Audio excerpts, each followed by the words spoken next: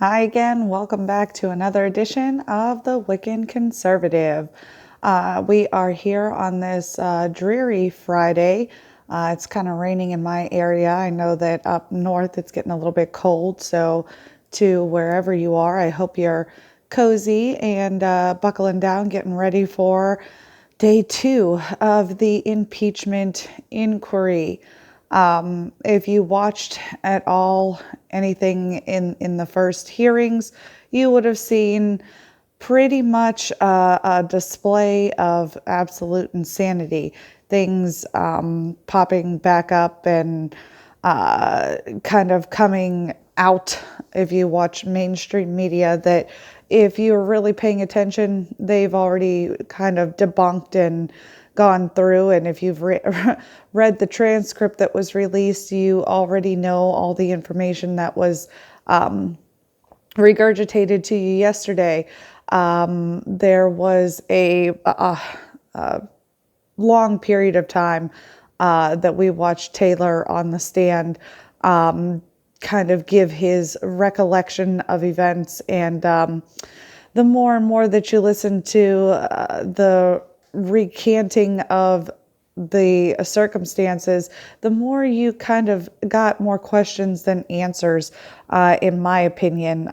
But if you are paying attention and you do know what's going on, you found a lot of things that led right back to the starting point. And I think when you hear a lot of the off news personalities talk about how this all comes back to Russia, I think that the Democrats did a good job pulling all that information back together and trying to strengthen the argument that all roads do lead to Russia.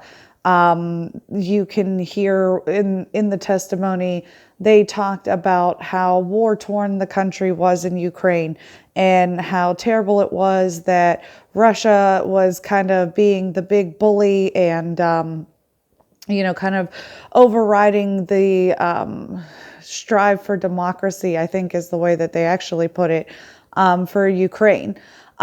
So it kind of makes the United States look like they're the thuggish big brother that's looking for payment for protection, or that backhanded politics with the gangster mob mafia type mentality where the quid pro quo comes into play, that if you don't do this or you do this, then we will make sure that you're taken care of. Don't worry about it. It's a tit for tat.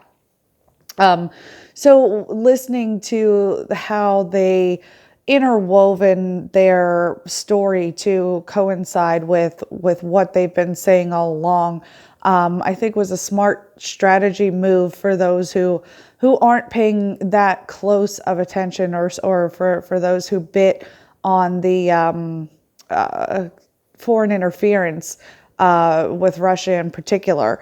Even though a lot more evidence had come out against the leak coming from the DNC and potentially being on purpose. Another thing that I kind of noticed when Taylor was speaking is how certainly he spoke for other people. I don't think that I've ever spoken quite as certainly, not even about my own plans, so much as about other people's plans. And there was a point in time where I actually just kind of muted the whole inquiry and everybody talking, and just sat back and watched body language from the different people that were speaking on the screen. And you can see a distinct change in body language when people are lying. They can't make eye contact. They can't look up from the notes. When they do answer a question, there's long lengths of silence, or there's a nervous look on their face. Schiff in general, I thought couldn't keep a straight face to save his life. He had a constant smirk on his face as to the cat that ate the canary, almost like I know something that you don't know, and ha ha ha. So it kind of gave me the feeling that, and this is just a personal theory, has anybody thought that maybe Schiff is his own whistleblower? He came up with this elaborate plan, and he's going to use Charmella to take the fall, or he set this young gentleman up, or maybe he did kind of want to go along with it, and now all of a sudden his name is coming out, and he's not really a big player, so to speak, other than the fact that he has been in a couple administrative procedures and held a position for a period of time. But I did, I I did have to laugh out loud when Schiff said that he didn't even know the identity of the whistleblower. So how many times can you blow your own case within the opening, I don't know, maybe even 10 minutes of being on television and portraying this inquiry that's supposed to be removal of a duly elected president from office? You've circled back on a lot of things that you said was going to happen.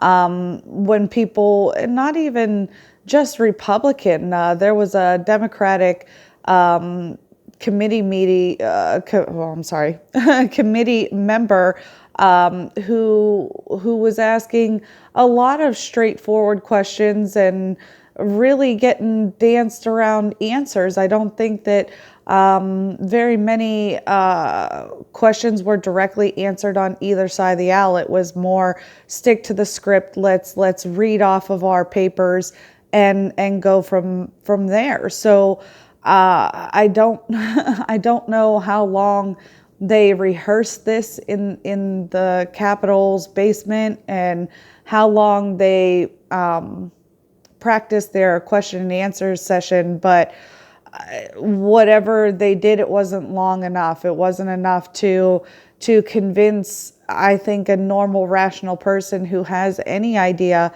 of what's going on or what should be going on during these proceedings, and in accordance with the constitutional laws that we have in place. It's kind of weird to watch all this stuff happen out in public. You don't really want to bring corruption or the thought of corruption to your party.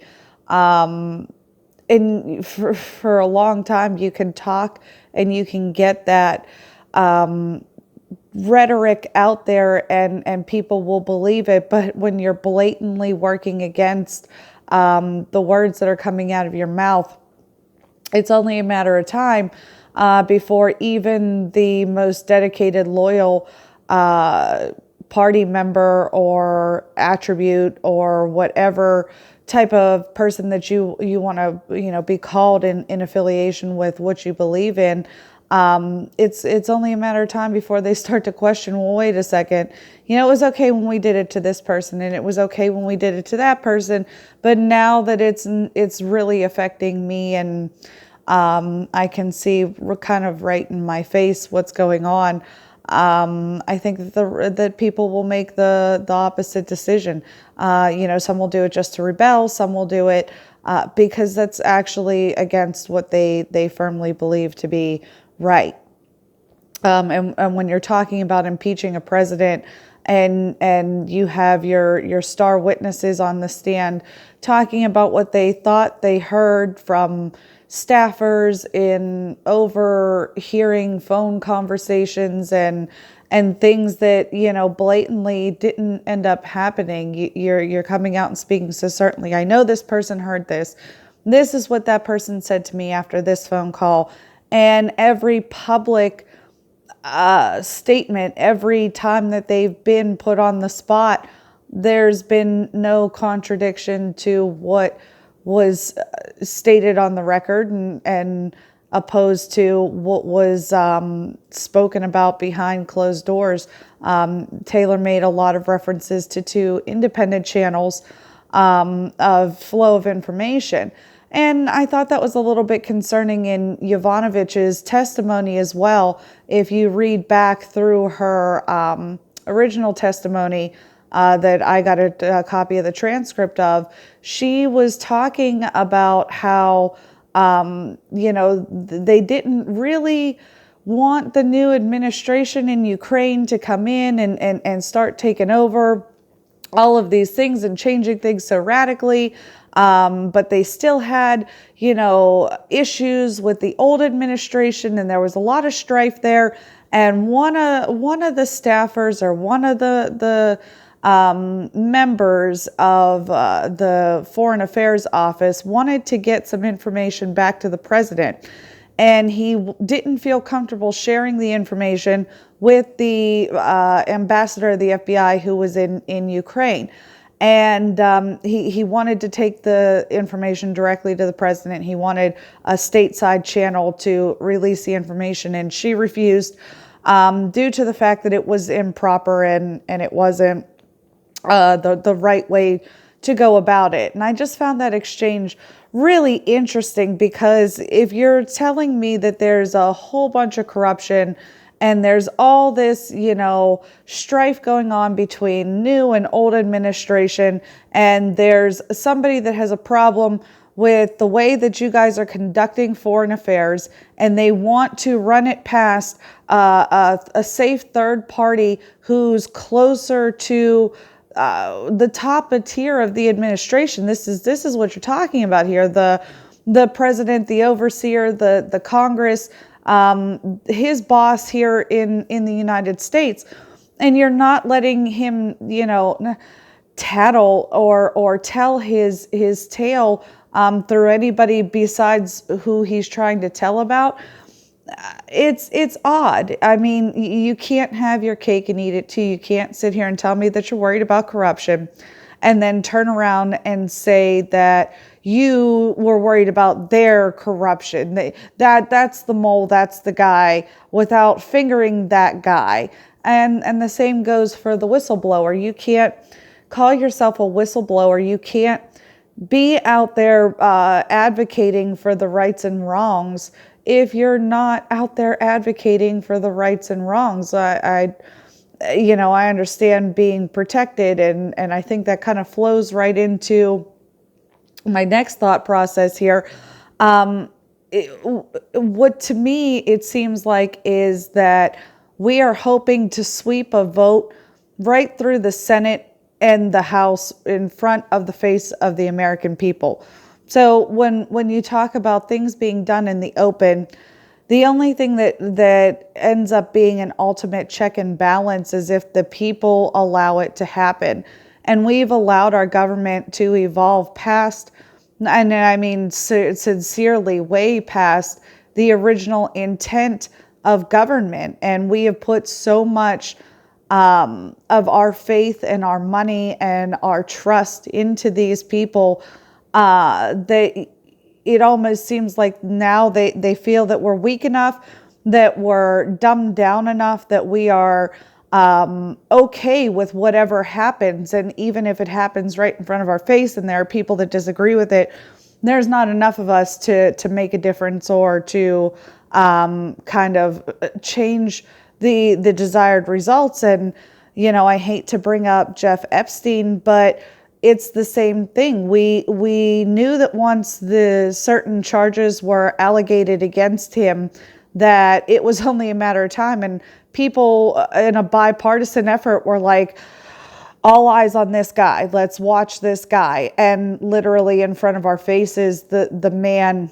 died. So whatever you believe happened, it still happened. The ultimate goal was exactly the same. There's no justice. There's no moving forward.